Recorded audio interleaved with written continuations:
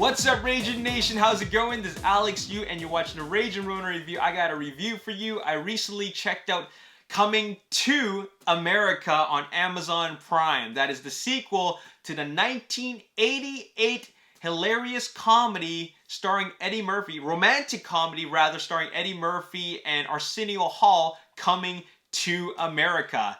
33 years later, they have a sequel, and this is a sequel in a long line of what I like to call retro revival sequels, and that is they take a property which came out in the 80s and 90s, and then so many years later, they decide to make a sequel, a follow-up to the original film. Like, for example, there's going to be Top Gun Maverick coming out.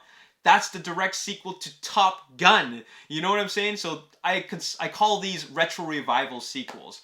And of course, after watching the trailer, I'm so excited to watch these characters and, you know, come back.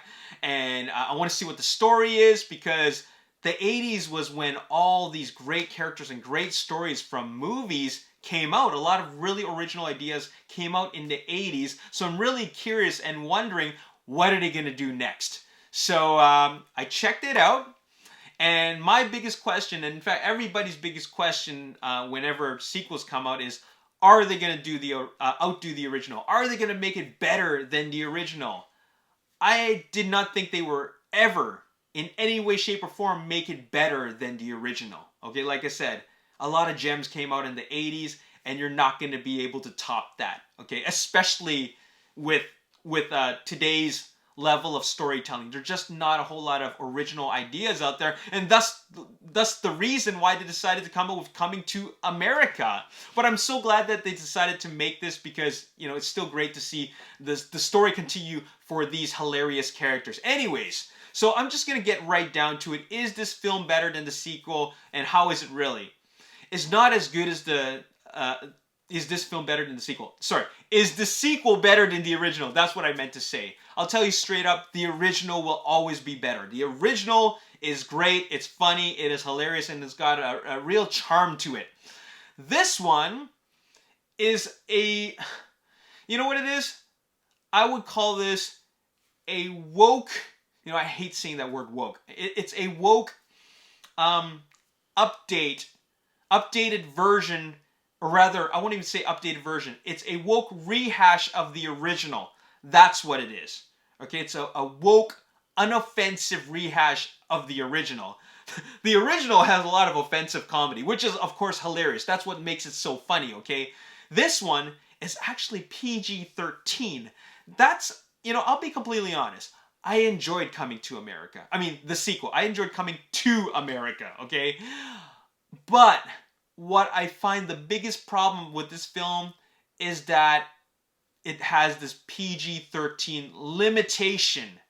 Okay, the first one was great because of the R-rated humor, and the you know, they don't have these boundaries, and it really is an extension of the characters and the environment.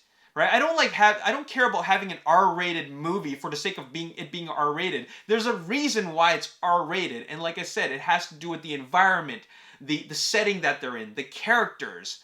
Now, when you take that away, you change the characters, you change the environment, you change what made the original so great. So that's my biggest problem with this film.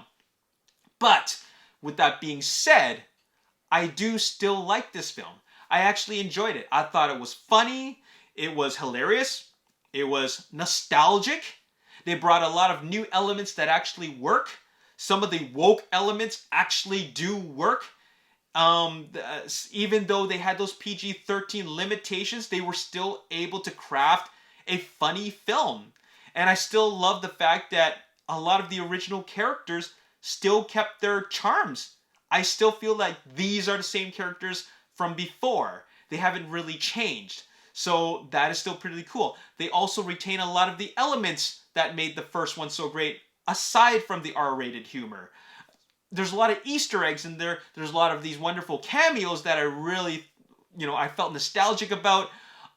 It was great to see these returning characters back, and it really feels like an actual continuation of the film as opposed to a gimmicky, a gimmicky rehash. Make no mistake about it, it's gimmicky as hell. Okay, they never needed to make this film. Okay, in fact, this film even breaks the fourth wall, talking about how this film is completely unnecessary. Okay, they tread upon that. Okay, but you know, there are still like a lot of really likable characters in this. As for the new character, you know, like I said, this is a rehash of the original story, even. So they kind of redo the same story again. It's about the son, okay?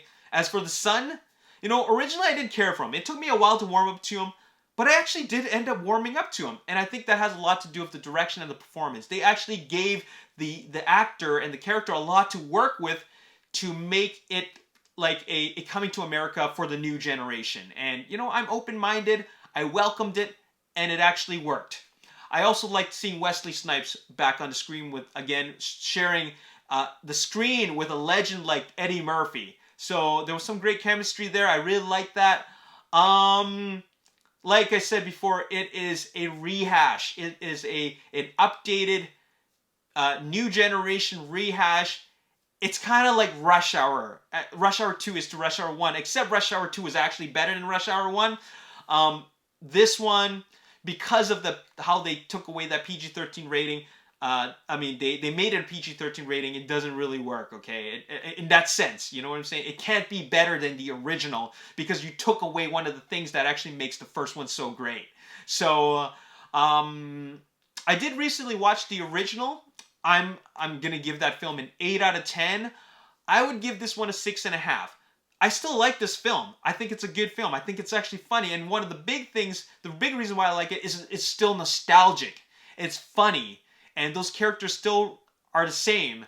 And a lot of the elements do work. But yeah, it's definitely no way going to be better than the original. So I'll give this a 6.5. I think it's a decent follow-up. And it's still got some heartwarming moments in it. It's got still got some heart. You know what I'm saying? So there you have it. 6.5 out of 10. My name is Alex Yu. Thank you so much for watching, and I'll see you next time. Peace.